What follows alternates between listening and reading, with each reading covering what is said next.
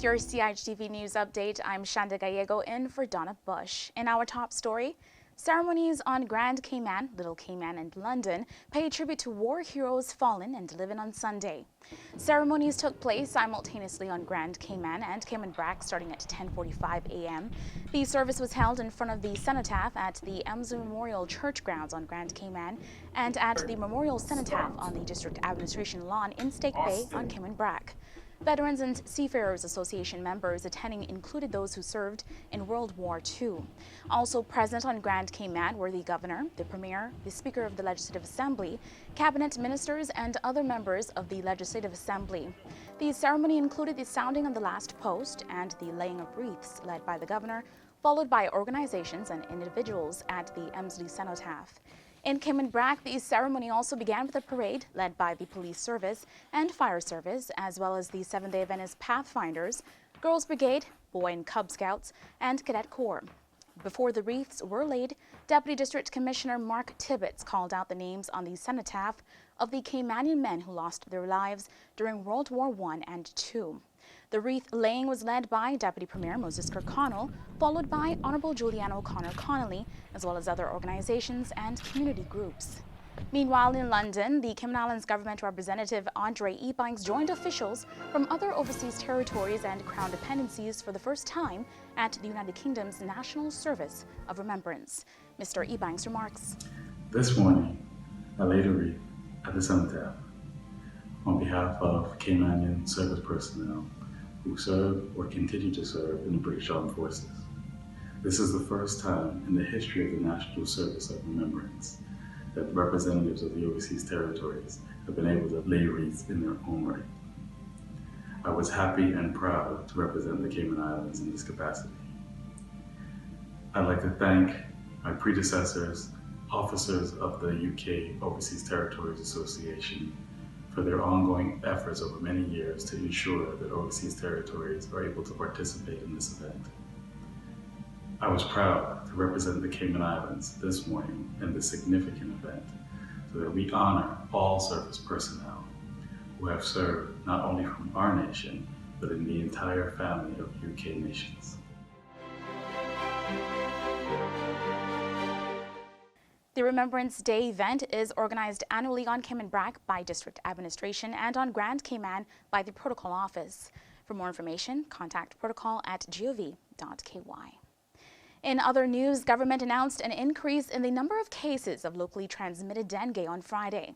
We find out today what experts in public health and mosquito control are recommending to protect yourself and your family. On Friday, officials confirmed 7 new cases of dengue in the Cayman Islands. Of these 7 new cases, 2 patients had traveled to a country with year-round transmission of dengue, while 5 had no travel history, which suggests that person acquired dengue within the Cayman Islands. This brings the total number of confirmed dengue results since the first locally transmitted case in October 2019 to 9 locally transmitted and 6 imported cases. As dengue is a mosquito-borne disease, we spoke to the head of the Public Health Department and the director of the Mosquito Research and Control Unit about steps that government is taking to combat the disease and how Caymanians and residents can protect themselves and their communities. What we're doing is deploying a fully integrated management program against Aedes aegypti, which is the vector of dengue and the current dengue situation. That means that we're putting 12 to 14 people out on the streets, so to speak, to respond to the yards that are infested with these mosquitoes. We're asking the public at the same time to please look around your yards, empty any containers that might be holding water at least once a week. If they require water in them for animals or whatnot, flush them once a week. So this is really a situation where it's shared responsibility. We can't get out and survey everybody's yard on the island, so we really need folks to take a look at the standing water situation and the containers around their yard. The public health department have been working very closely with MRCU and others government department in order to control this outbreak. The most important part here of all of this is the public.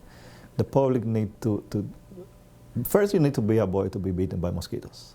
And that's basically try to not to go out at the time that these mosquitoes are more active. and usually at dusk and dawn. Okay, but around your yard and inside the house, just make sure that you don't have any container that can serve as a mosquito breeding site. So make sure you turn down your bucket with water, tires. Make sure you go around your yard, at least coconut shelf, at least once a week, go around your yard. The mosquito doesn't really fly that far. It usually have a radius around 300, 400 yards. So just go around your yard once a week, clean up your yard, make sure you don't have any container around the yard that is collecting water that can serve as a breeding site for the mosquito. We can use repellent, of course, when we need to go out. You have to be out around that time, wear long sleeve, not dark clothes, because dark clothes tend to be attractive for these mosquitoes to come to you. So there is a lot the public can actually do, way more than what us as public health or MRCU can do. And we'll continue to do our work, but we definitely need the public to assist us in controlling this outbreak.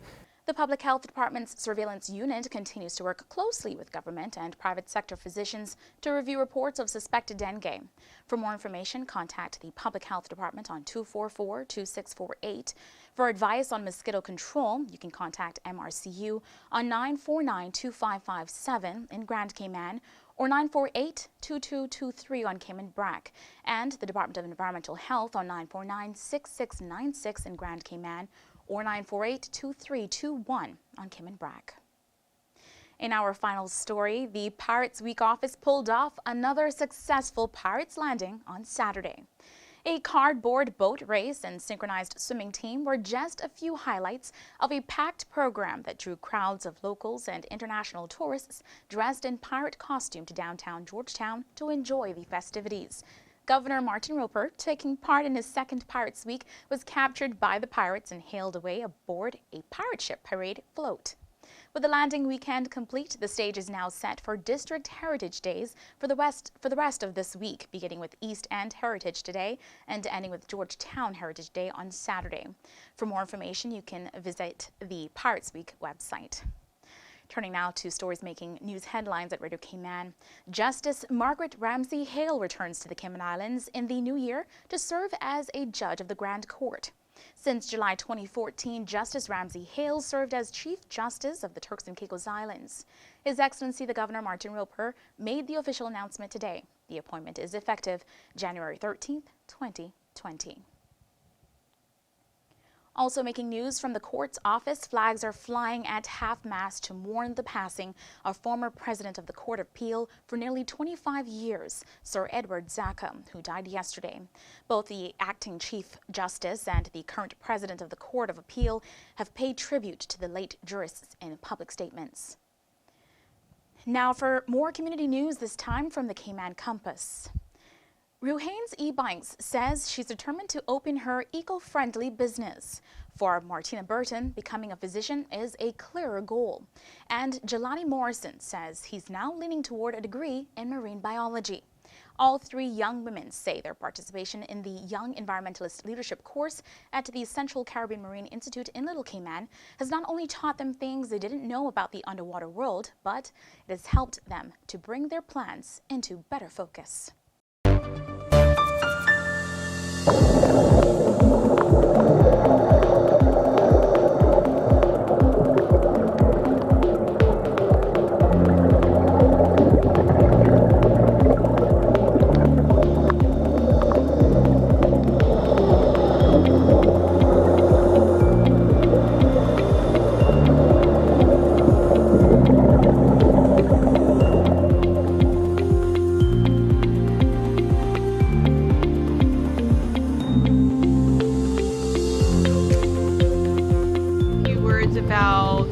Program that we have at CCMI, which is the Young Environmentalist Leadership course, and some of the things that we're teaching these students and why they're helpful for their future. For instance, the other day we taught them about our coral nursery and restoration within the Cayman Islands and why that's important and how the skills that they're learning can be used out in a broader sense throughout throughout the Cayman Islands and regionally in the Caribbean Sea, which is helping researchers and nonprofits to grow that coral, proliferate that coral, put it back out onto the reef so that those students have the skills to connect the already naturally existing populations of coral on the reef so that those corals can contribute to the sexual reproduction once a year, or their spawning events that you may have heard of, and then those corals are helping themselves in their own future, and our students are able to help facilitate that with the skills that we're teaching them in our program. Yep, go. Cleaning the coral is not, cleaning the actual nursery is not that hard. It's just because like the way you do it, you get either like a glove and like a brush and you scrub it. The only difficult thing is maybe you can use a lot of air when you're cleaning it because a lot of exercise and all that. And also a lot of, like, you call them hydroids, get on you, sting you a little bit. But aside from that, nothing, it's really not that hard. The coral nurse, to keep the coral nursery clean is important because we're creating more coral because a lot of our coral reefs are dying. And if we don't keep them clean, then we can't like replace and replant those coral. And also if we don't keep them clean, the algae will like completely cover them. And that could also, that's not really a good thing because it's not in a sense algae bloom, but you're increasing the amount of algae in our ecosystem, which is not really a good thing.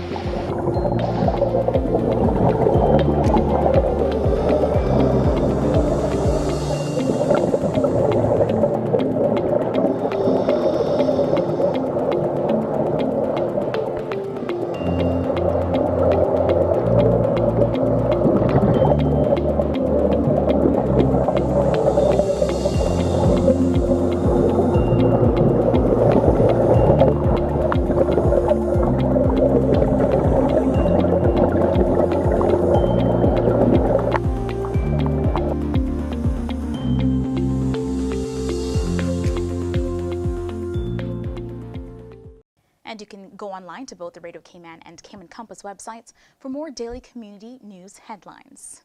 Finally, a look at today's forecast from the Cayman Islands National Weather Service.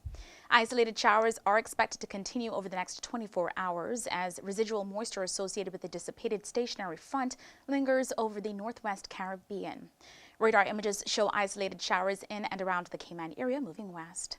Tonight's forecast calls for partly cloudy skies becoming cloudy at times with a 30% chance of showers.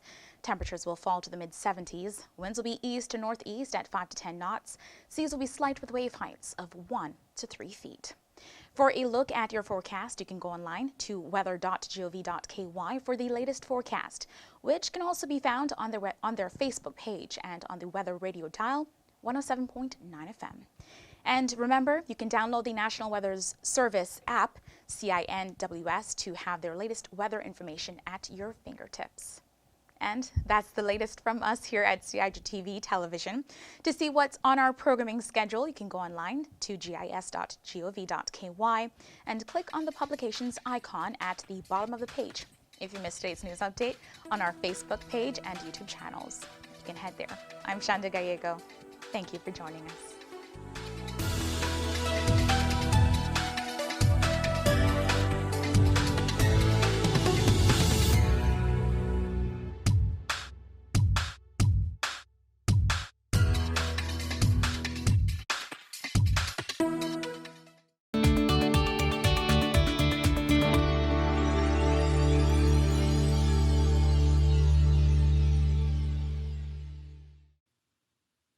The Royal Cayman Islands Police Service has launched a new service to apply for a police clearance certificate online. To make this process quick and easy, ensure you have digital copies of all required documents readily available. At a minimum, you'll need a copy of your passport photo page. Our website lists the full requirements. If you are using an Apple iOS or Android mobile device, you can use the camera to take photos of these documents while completing your application.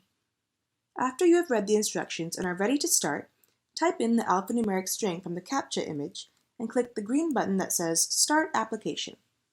If you can't read the letters and numbers properly, click Can't Read Image below the photo to try again. To complete your application, you will follow 5 simple steps.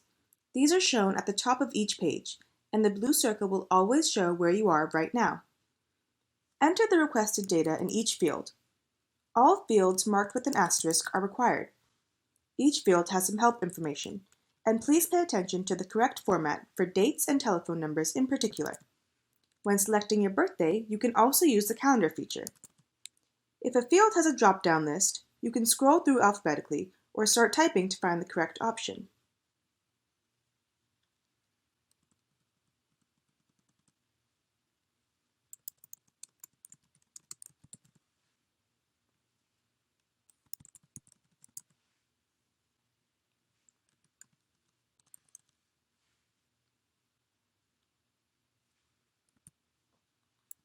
You will be asked to enter your email address twice to ensure it's correct. This is the address we will use to send you a confirmation email and receipt. Once you have entered all of the required information, click Next at the bottom of the screen. If you click the Cancel Application button at any stage in the process, you will lose everything you've entered so far and be returned to the home page. On this page, answer the questions about past offenses, provide details if relevant, and then click Next. In this step, you will select the type of service being requested and details of the person applying, as well as anyone who might pick up the certificate on his or her behalf. If you select certain options, more information may be required at this stage or later in the process when you are uploading your documents. Finally, select the reasons you are applying and then click Next. If you make a mistake, use the drop-down menu to change the reason or click the red X to delete a line. Remember, if you click the Cancel Application button at any stage in the process, you will lose everything you've entered so far and be returned to the home page. If you need to go back to a previous page to review or change data you already entered, you can use the Back button. You can also navigate through the process using the links at the top of the page.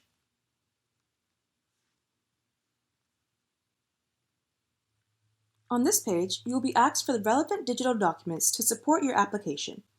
On each line, click the Upload icon, select the correct file, and then click Upload. Repeat this process for each document. Based on the information you've already entered, this page will tell you the basic documents required.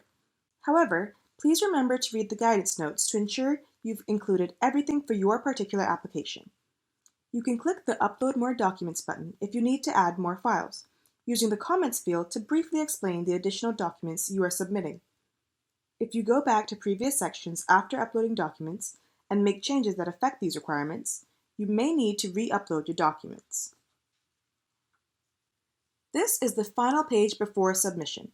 Please review all information provided to ensure it is accurate and complete. You won't be able to change anything on this page, but you can use the Back button or the links at the top of the page to return to earlier pages and update any field.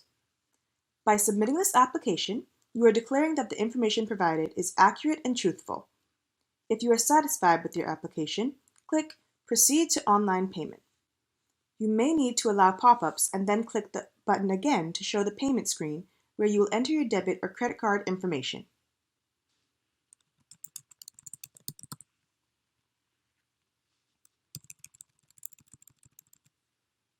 The Cayman Islands government accepts Visa and MasterCard, and you can use a debit or credit card issued anywhere in the world. Payment will be processed in Cayman Islands dollars for local service, and in United States dollars for overseas service. If you have questions about any exchange rate that will be used, or foreign currency transaction fees, please contact the bank that issued your card. The Cayman Islands government will not receive or retain your card information. Once your online payment has been authorized, you can view and print your receipt.